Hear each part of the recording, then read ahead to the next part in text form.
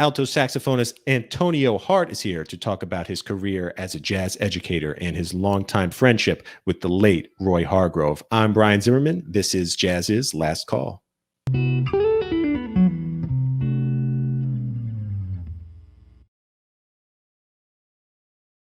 All right, and before we get started, I just wanted to quickly let you know about an album from ECM Records that I think you'll really like. It is by the tenor saxophonist Oded Sur, and it is called Here Be Dragons.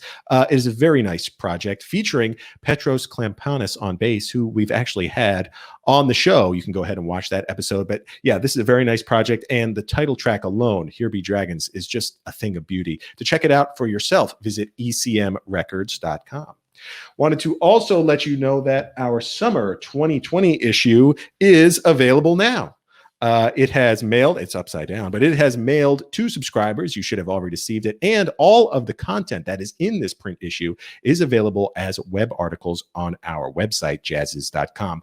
You will need a digital subscription to read them, but fortunately, we're offering a special subscription rate to Jazziz Last Call viewers. For just 99 cents per month for 3 months, you can receive unlimited digital access to all the web content, which means you can get to read this great cover story on Chick Corea and our Essential Fusion discography.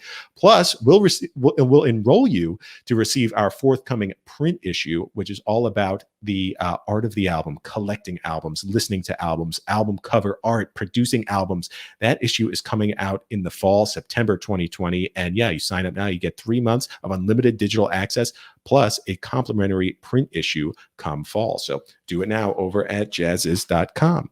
All right, as I mentioned, my guest today is Antonio Hart. He is currently a tenured professor of music at Queens College, where he helps oversee the prestigious Aaron Copland School of Music. And aside from his many excellent albums as a leader and alto saxophonist, he has been featured on projects by his longtime friend and bandmate, the late trumpeter Roy Hargrove.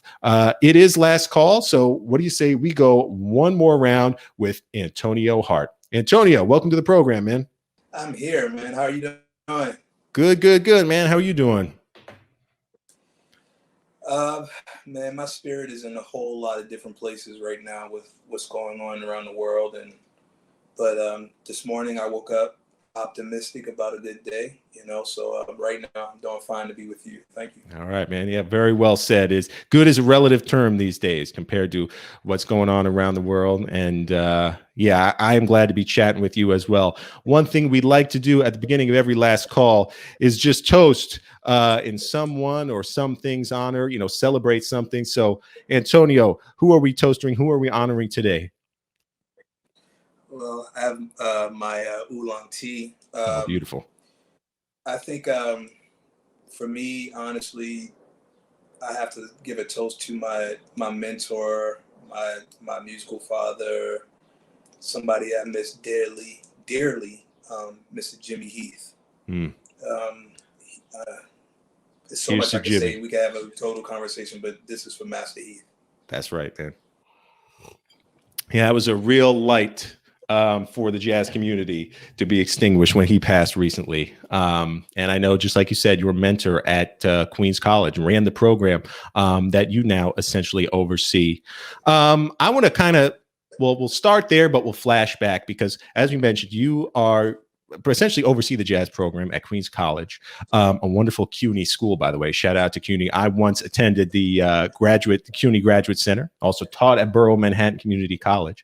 So much love for CUNY. But before that, when you were in high school, this is what strikes me as fascinating. You attended a high school where the arts and music program was essentially cut from right under you. Is that the case? That was my middle school. Yeah. Your middle school. High, exactly. Yeah. That was going to be my ninth grade year.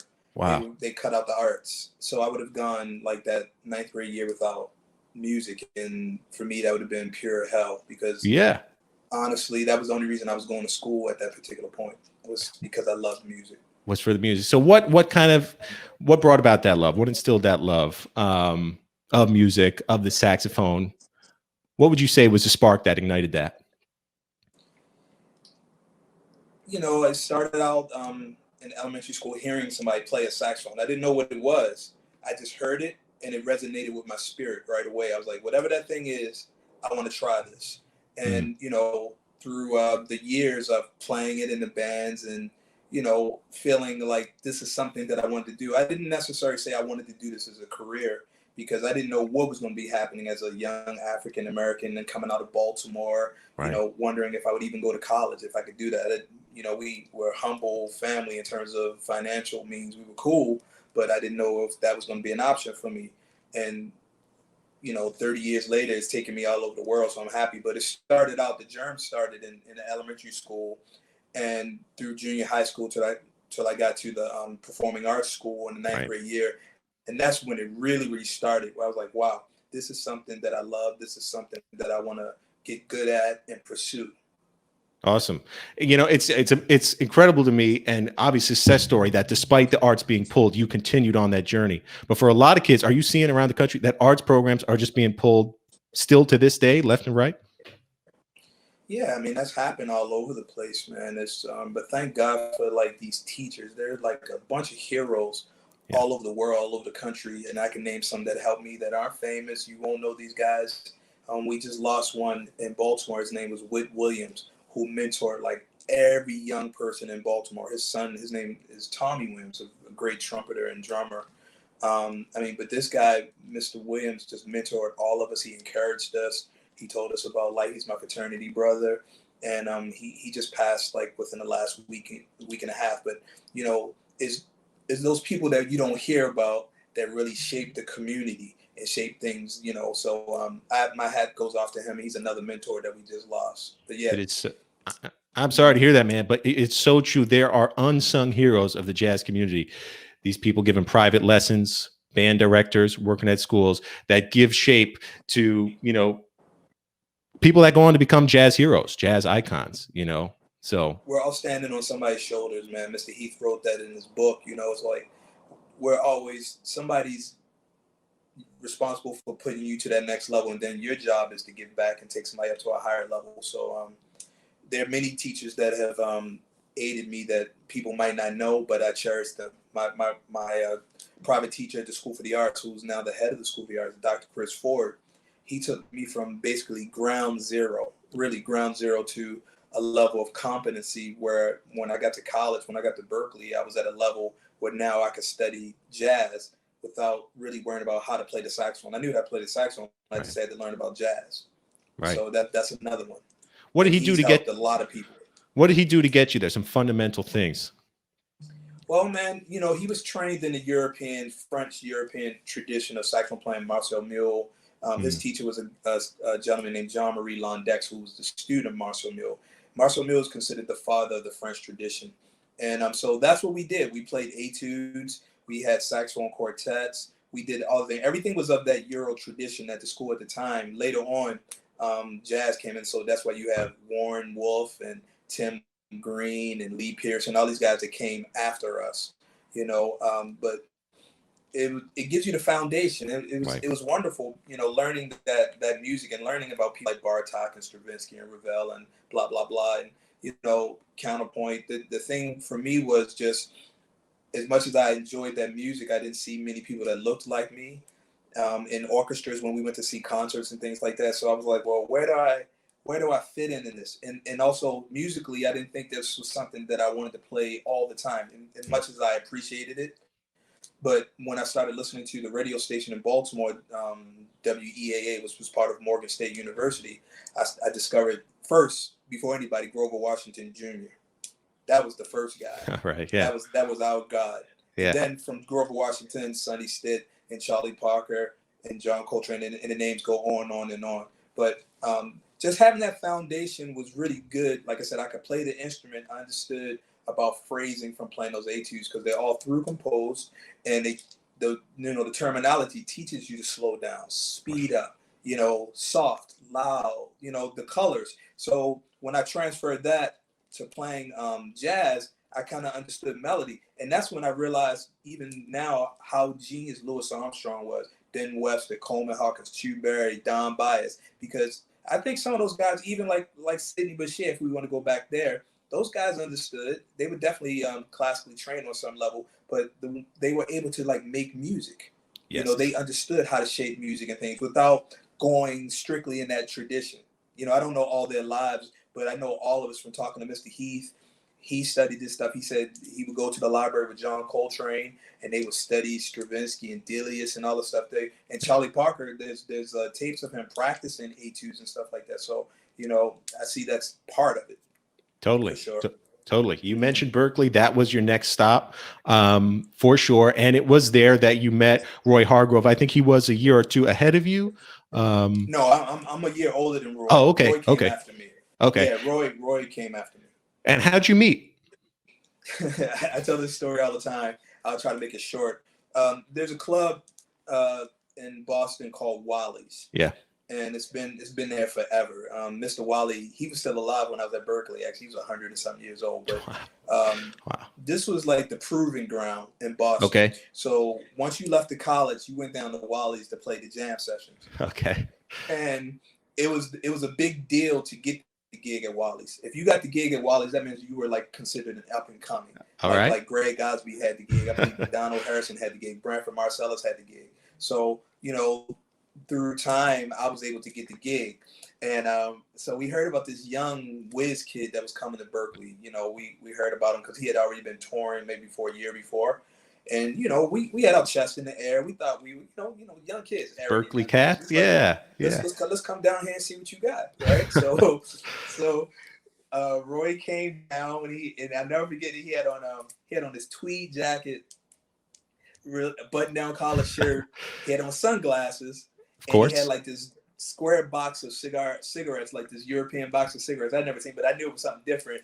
He's like, yeah, baby, y'all sound good, man. Can I sit in? And we were like, well, yeah, we've been waiting for you to come sit in. You know, was like, let's see what this hype is, right? And man, they got picked up the trumpet and played, and we were like, okay, that's the real deal. He's the real deal. And at that time, I was being mentored. I was real fortunate to be mentored by Kenny Garrett at that time. You know, he really helped me out a lot in those formative years.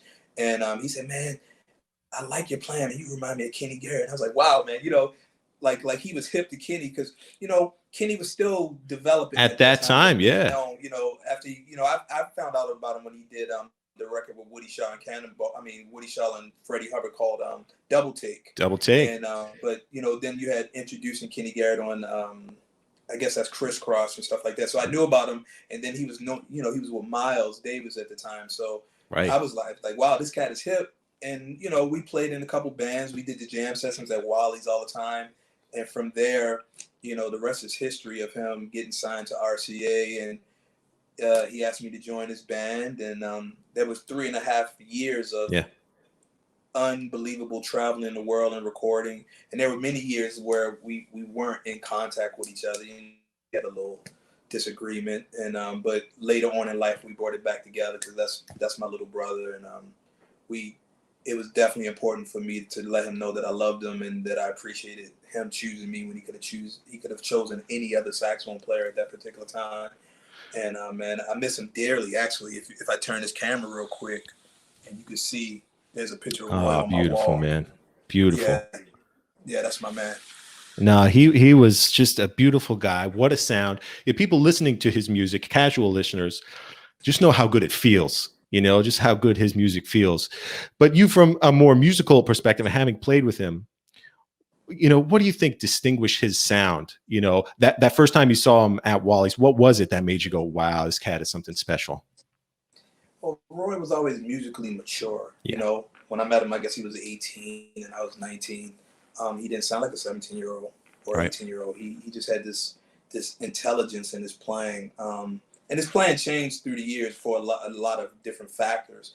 But I think the first thing that struck me was the honesty, you know, and how it hit me spiritually. Like the people that I love, I can listen to music on many different planes, okay? Right. Amazing technique, amazing sound, amazing rhythm, amazing this and that, you know? Roy was like kind of everything, you know? He wasn't a technician, but he could execute on the trumpet. His energy and spirit was so powerful.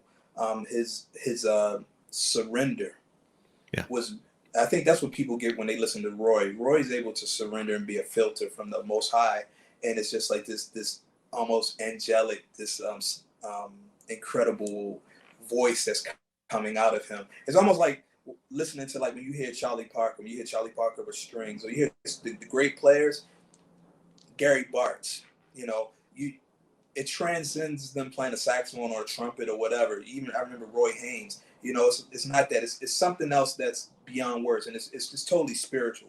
And that's the highest level that we try to reach as artists. We have to go through the foundation part. We get into the personal expression where we master all that stuff on a certain level, if that's possible. And then the next one, the highest level, is to be on a spiritual plane where you transcend that. There's no rules, there's no saxophone, there's no drums. And when people hear that, it just gets into their soul. And he was able to get to that very, very early. You know, I really consider him like one of those musical prophets that we don't see all the time. And I've seen a lot of young guys. I mean, you know, the guys that I really love, McBride, of course, Nicholas Payton, and, you know, Mark Whitfield. I mean, there's a list of guys that I consider like genius level musicians. Like me, I know I'm a great musician, good musician, but I had to work hard.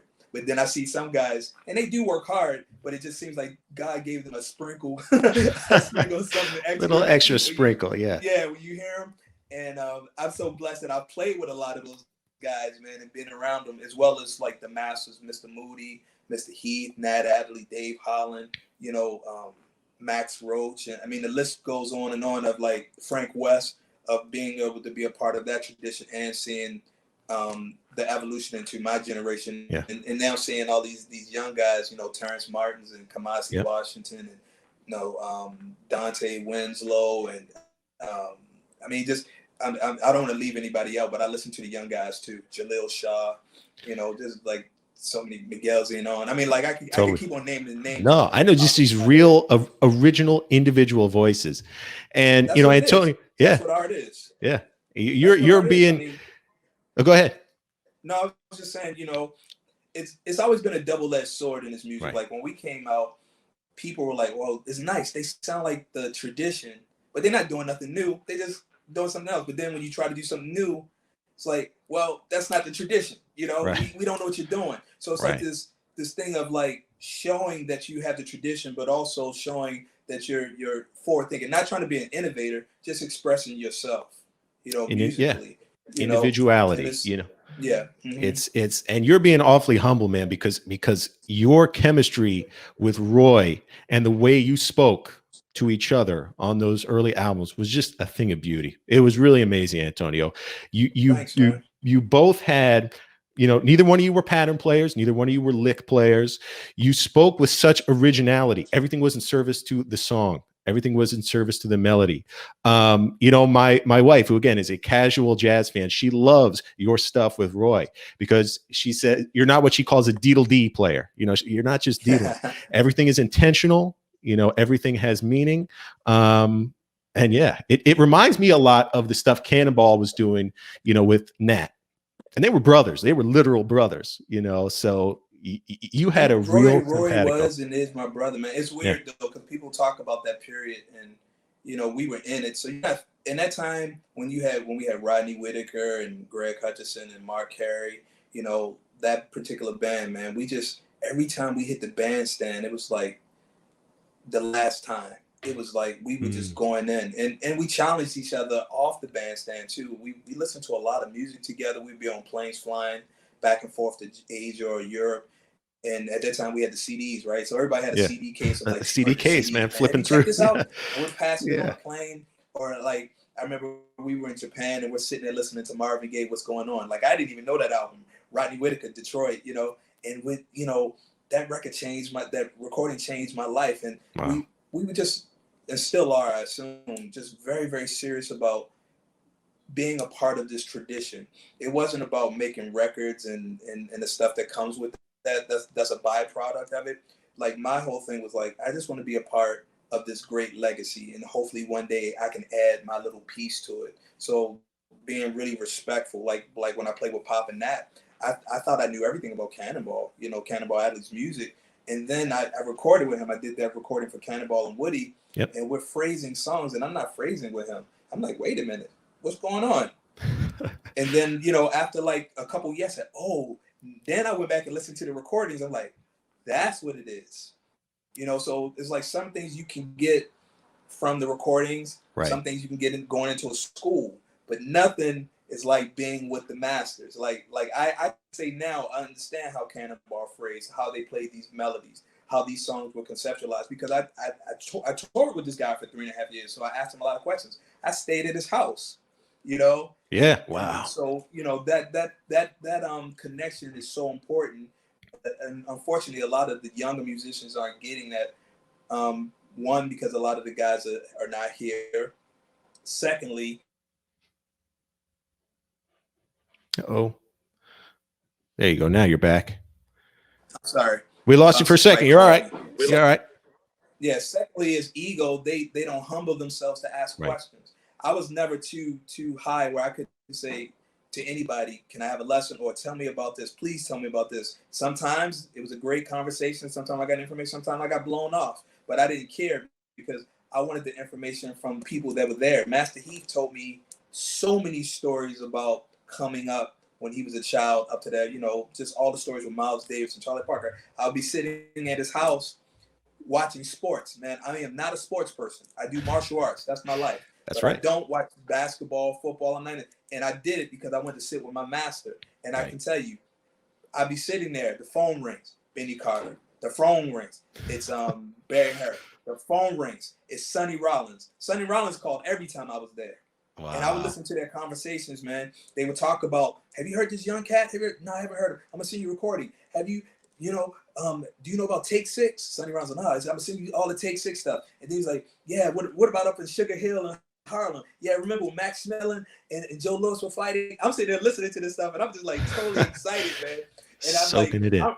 I went to my iPhone. I went to record the conversation because they were on for like an hour, and I could hear Sonny Rollins like all right. So when I get home, I'm excited. I'm like, I'm gonna listen to this conversation. This is gonna be amazing. And I only got like 3 minutes of it because it was like the program that I had only allowed you to record a snippet of it. And I was so upset, man. But what I realized was that was my gift to be there at that moment and to hear that. It wasn't for later. It was just for me to be there and share that. And, that's why I see the love that those guys had for each other, man, for the music. They were very, very serious, but they loved each other as human beings. Milt Jackson, Sandy Jackson, his wife, and Sharice, the daughter, Ray Brown. These guys were all family. Yeah. So when we hear those recordings, it's because it wasn't about going into the recording studio and going toward. They were intertwined with each other's lives, man. That's why we have some of that great. That's why John Coltrane's band was so incredible. All the great bands, those guys were just, they lived together. They really, surrendered to the music. Beautifully said, man. Yeah, no, it's so true. You can hear the community, that fraternity, in the music. And you're very much a part of keeping that legacy alive through Queens College. I mean, what you're doing is community building, in a jazz mecca. I mean, Queens was, jazz royalty lived there. Yes, sir. Yes, sir. And just, I mean, Count Basie, Louis Armstrong, through your work, you're filling the shoes of Jimmy Heath, like we said. I'm wearing them. I'm not feeling them, but I'm wearing them. That's right. That's right. So, in this role, what do you see as making for a well-rounded jazz education? Let's just say that, because just like you said, knowing the technique is a small fraction of it. It's an important fraction, but it's a small fraction. So what makes for a well-rounded jazz education?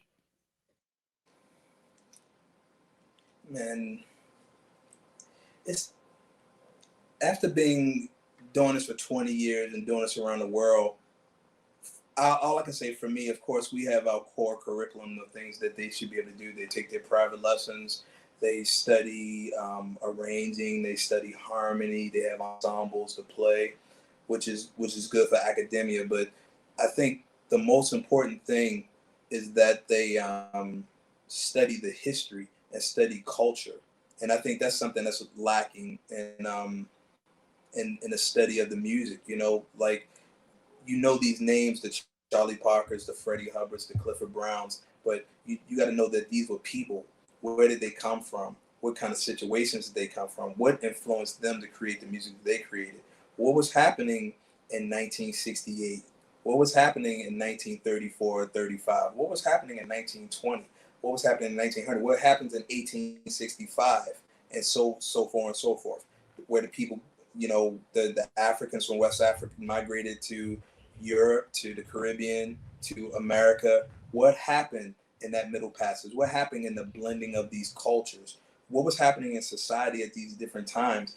That's kind of what I focus on when I'm teaching my students. If I'm teaching like improv or any kind of things, it has to be like, I tell these students, they come from Korea, they come from China, wherever they come from. I said, you want to play a music of a people, of a culture. So you have to understand the culture. It's not just 2-5-1 patterns and I can play these altered patterns and all this rhythm and playing these multimeters. That's nice, but where's the foundation? What do you know about African American people? Jazz is a world music. That's why you're here.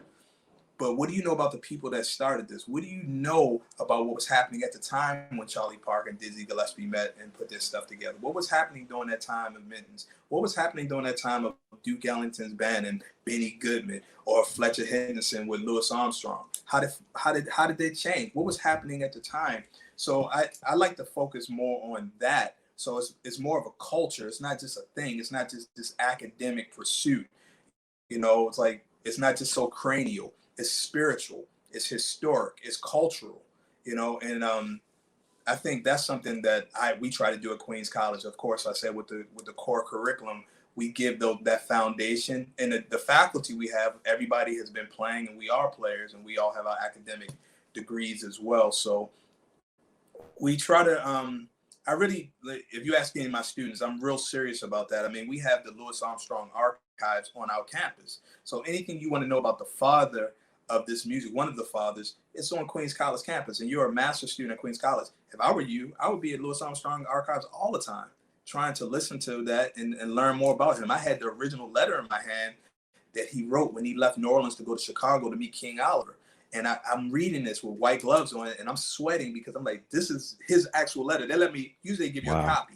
I had the actual letter in my hand, and he's talking about how he got there. He went to this house. The lady gave him a chicken sandwich and a Coca-Cola. He put on his clothes and he went to gig, and just the fact that he lived in Corona. He was a star. They said there was Charlie Chaplin, there was Shirley Temple, and then there was Louis Armstrong in terms of popularity around the world, not just the United States.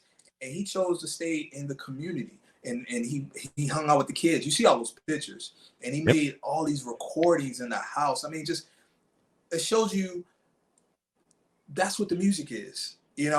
It's got to be a balance with academia, and understand that it serves a role. But the teachers or the educators we have to express or teach our students the importance of culture and understanding, and we have to respect that. You can't negate that.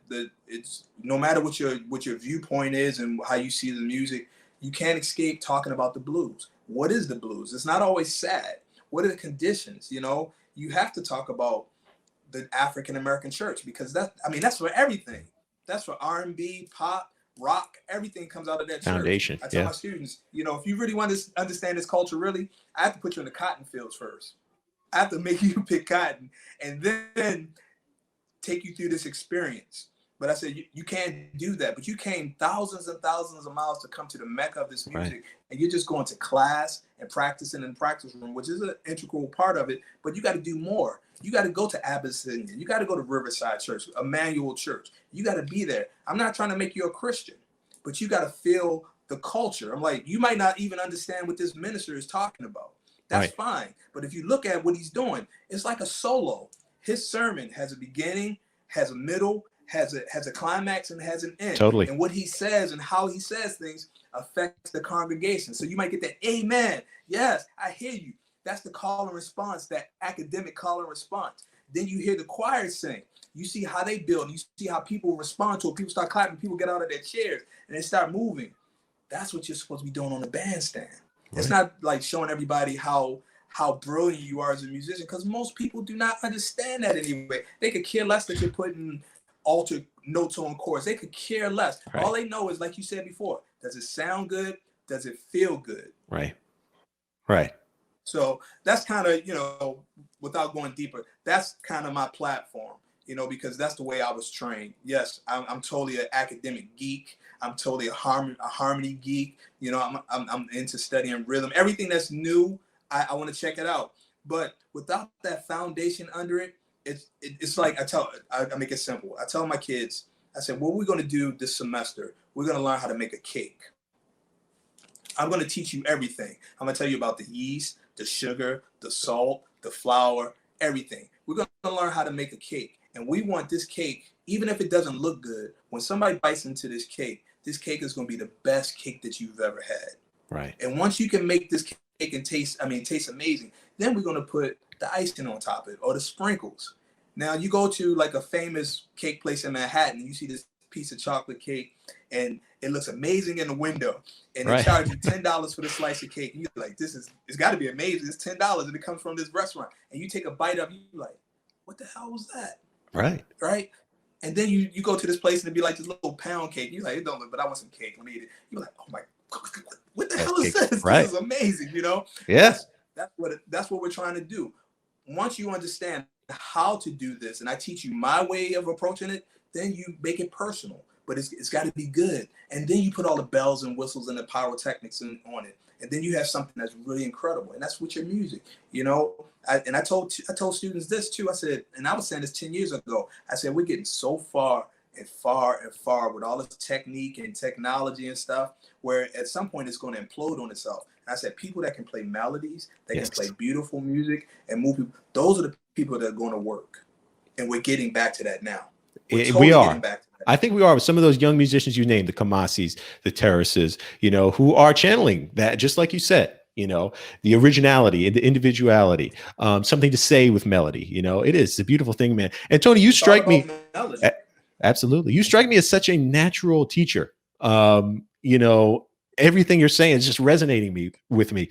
Did you ever envision for yourself that you would wind up in a position like this when you're just starting out? It's funny you asked that question, because my actual trajectory was to go to Berkeley, get my music ed degree, which I have, get my master's, and then I was going to think about going to Columbia or NYU, whichever one would accept me, and get my PhD in academia. And then I was going to just go back to Baltimore and teach. I was like, because I started late, at 18 years old, trying to learn to play jazz. And you get these guys, these whiz kids that knew standards. They could do everything by the time they got there. So I was in the lowest ensembles. Cats would change keys and laugh at me and things like that. So I said, at least I can be in music. I didn't think that I was going to be traveling or doing this. I said, God, if I get good enough, maybe one day someone will let me play on a record, and I would be happy. That would have been like a fulfilled life. But but it changed. Once I got my degree, I was already, my senior year, I was still in student teaching, but by that time I was on the road with Roy already. So everything changed, even though I continued to get my master's, and I really thought about going for the PhD program, but they were like, you can't travel, you have to do the coursework. And I was like, well, I'm on this career path now, and now I got a taste of what this is like. So I don't want to stay and just do these classes now that I have this opportunity to be an active musician. So I always thought that. Nasheed Waits told me that. He said, man, when I first met you, you told me that you weren't going to be on the road so long and you wanted to get these degrees. I said, I really said that to you? He said, yeah. And he said, you don't. I said, wow, it's true. So I've had the blessings of having both worlds. And honestly, man, I can honestly say this. Everything that's happened for me in terms of playing and recording with all these people, I never dreamt it. I never dreamt that I was going to be living in New York, and definitely not a college professor. If you saw my grades, my SAT scores, it's hilarious that I'm somebody's college professor. But I never dreamt it. All I ever wanted to do from that time we talked about seeing that guy on the stage when I was 5 or 6 years old. Was, I want to play that thing because it makes me feel good, and the fact that some people appreciate what I do, my humble efforts. I'm really humbled and honored by that, because I would do it anyway. I have to. It's just beautiful, it's like a part of me, and it's nice that I can make a career at it, and it's taking me all over the world, literally many, many times. I have friends and family around the world, from being this little kid from Baltimore that thought like France was like just something that was made up in a book, to being this teenager standing at the top of the Eiffel Tower. You know what I mean? Headline. Yeah. About to headline a set, man.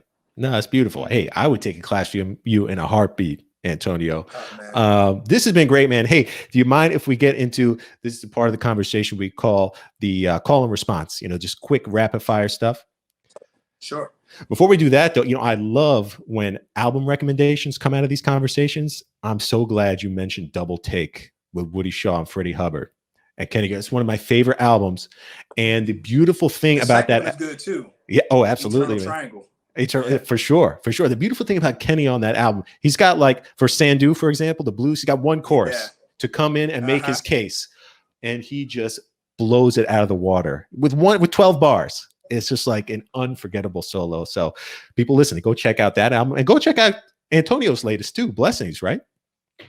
Yeah, man. That was like, when I grew up in Baltimore I heard a lot of organ stuff. One of our heroes, man, one of the greatest saxophone players of all time. He didn't get out of Baltimore, but people know about him. His name was Mickey Fields. Okay. There's some recordings of him. They said when guys came to Baltimore, they're like, where's Mickey Fields? Cannonball Blast from Dexter Gordon. All these people. And I got to see him later. I mean, he was, on his way out, but he would play at this place called the Sportsman's Lounge, and it was like a trio organ thing. And I said, I always want to do something like that. And that was kind of like my tribute, my thanks to those masters of Baltimore. Beautiful, man. Beautiful. All right. Well, that's actually where my call and response questions pick up. All right. You ready to get into it? So the first question is your favorite musician from Baltimore. It does not have to be jazz either. I mean, it's hard to say favorite. I hate that, but the most influential, I have to say, is Gary Bartz. Okay, right on, man. When family or friends come to Queens, back when you could take them places, where do you take them to eat, to see? Where do you bring them? We have this place called Gino's Pizza Place. Actually, no, I'm lying. The place that I would take people.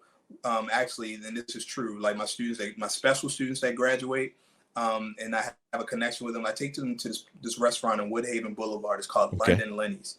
It's a fish place. And this is the place that I ate with Mr. Heath for 20 plus years. It's the only restaurant he would go to. So that, for me, that's like a very, very special place. And then, like I said, I take only my special students to that, because that place means a lot to me. Very cool, man. Very cool. Okay. What is the first, if you think back that for jazz solo you ever transcribed? Well, the first solo I transcribed was that saxophone melody on Careless Whisper. Okay. Michael. Hey, man, that's all right. You got to do the ear training. Yeah. That was the popular thing, man. And I could play that and go into the dance studio at my high school and play that for the girls. Right. And they were like, oh, Careless Whisper. They twirl, and I'm like, yes. Yeah. But actually, the first solo was at Berkeley. Bill Pierce, my teacher, gave me a tape of all these different alto players. And there was a recording called Ode to Super, which is Gary Bartz and Jackie McLean. And they were playing a blues. I forgot what song it was, but it was like 15 minutes long. And, I was hungry, and my teacher said, I want you to learn that. So for a month or so, I learned the whole thing. So Bill Pierce was sitting at the piano comping, and I'm playing this solo, blues in F. And he's comping, and I'm playing. Then he just stops, and he looks at me, he said, you learned the whole thing? I said, didn't you tell me to? I was like, my teacher. That was your homework. And, yeah, I said, that's what my teacher told me to do. I want this. And he said, I'm probably the only student that ever did that. Wow, man. Very cool. Very cool. I came across this quote from you, Antonio. You said that when you practice, one of the things you try to do is make yourself cry. Is that true? Can you explain that a little bit? Yeah. Like if I'm playing a ballad, I want to get as emotional as I can. Like my all-time hero for playing ballads is Johnny Hodges. And it's like, it goes back to that surrender. And you don't hear a saxophone player. In fact, they used to call him the greatest voice in jazz, the greatest singer in jazz, which is interesting. He's playing an alto saxophone. And I hear so many colors, so many stories in each note. So that's what I try to do. I'm like, how can I play this note where it actually affects my psyche in a way that it invokes an emotion in me? So if I feel like I'm close to crying, or I'm feeling like this kind of vulnerability, where it's like my ego, Antonio, can get out of the way, and I can be like the softer side, then I feel like I'm kind of getting there. And it's always this struggle of like I can be this kind of, it's like, no, sometimes it's just like this. And that's how Johnny Hodges was. Like, he was like, when you hear him, it's like this, but when the time came, it's like you heard this lion come out, you know, right. You don't want to mess with. Same thing with Benny Carter. You know, all those great people, you know, Tab Smith, Marshall Royal, you know, all those guys, and up to, like, you know, all the great players now, Cannonball and Charlie Parker, ballad players. But that's what I try to tap into. I'm really, really thinking about spiritually how I can get inside here. I know what's going on up here, but I want to, for me, this is the most important part now. Totally, man. Well, Antonio, this has been an absolute pleasure. I sincerely appreciate you taking out time on your schedule to talk with us today. Again, the new album, for people listening, the new album, your latest album is Blessings, is really, really good. You know, organ quartet stuff. And yeah, man, Queens College, it's a great program. You mentioned the Louis Armstrong Archives. We had Ricky Riccardi, the director of research of that program, on the show. And when things are, you know, when this COVID thing is behind us and we're able to get out and about, I encourage everybody, check out Queens College, stop by, browse the archives. And yeah, you're running an amazing program there, man. Thank you, man. Thank you, Master Heath. Because it's all, that's all Jimmy Heath, man. That's right, man. That's right. Here's to Jimmy Heath. Antonio, I'm going to read another quick sponsor, and then I will see you backstage. So hang tight there. But again, thank you so much, man. Appreciate it. Thank you, brother. All right. Thank you to Antonio Hart again for stopping by the show to chat with us today. His latest album, if you want to give it a spin, is called Blessings. And yes, it is really, really good. I wanted to let you know quickly about Blue Sound, an award-winning wireless high-res sound system that lets you play music in any and every room throughout your home. Choose music from your favorite streaming service or from a music library connected to your home network. You control where, at what volume, and when the music plays via a free Blue OS app for your smartphone, tablet, or desktop computer. And that's it. Getting the kind of crisp and detailed sound that only an audiophile grade system can deliver has never been easier. For more information, visit bluesound.com or visit our website, jazziz.com, where we have put together a Blue Sound buyer's guide. All right, tomorrow on the program, we will be talking with pianist David Benoit. I will see you then. Until then, I got one more drink. This is the Jazziz Last Call. See you later, everyone.